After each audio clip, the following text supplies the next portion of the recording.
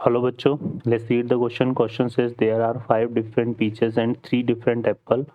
The number of way they can be divided into the 2 pack of 4 fruits if each pack must contain at least 1 apple. Option है 35, 65, 60, 30. Solve करते हैं बच्चों question को.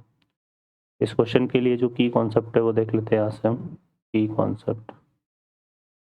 Concept की अगर हम बात करें तो यहाँ पर हम बात करेंगे किसकी, एनसीआर की. एनसीआर का मतलब क्या होता है, selection of r object from n object.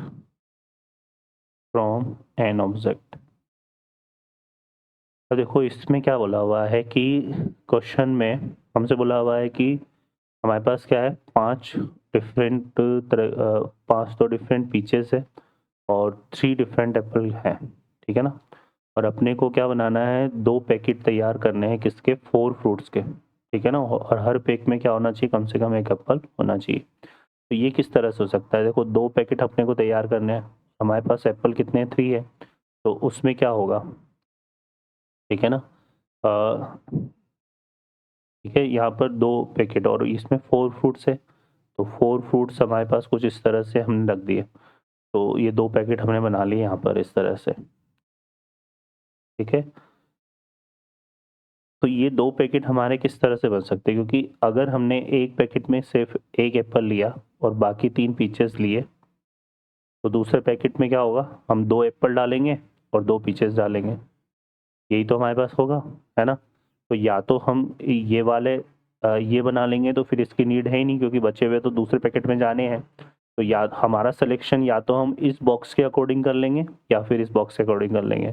तो हमारे पास जो रिक्वायर्ड नंबर है ना, रिक्वायर्ड नंबर ऑफ वेज जो होंगे, रिक्वायर्ड नंबर ऑफ वेज की अगर हम बात करें यहाँ पर, तो ये देखो क्या बनेगा.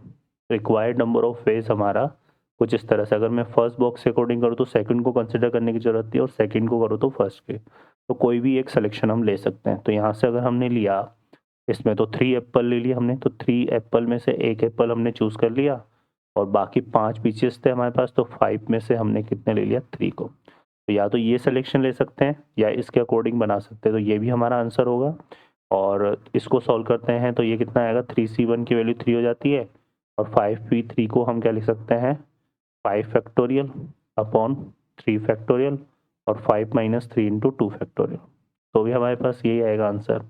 या फिर जो है हमारा आंसर हम ऐसे भी निकाल सकते हैं, 3c2 है ना, 3c2 इंटू 5, सॉरी सी आएगा ये, 5c2, ये भी हम ले सकते हैं. तो भी 3c2 इक्वल टू 3c1 ही होता है. तो इसको सिंप्लीफाई करेंगे तब भी यही हमारा आंसर बनेगा, 5 factorial into 3 factorial into 2 factorial.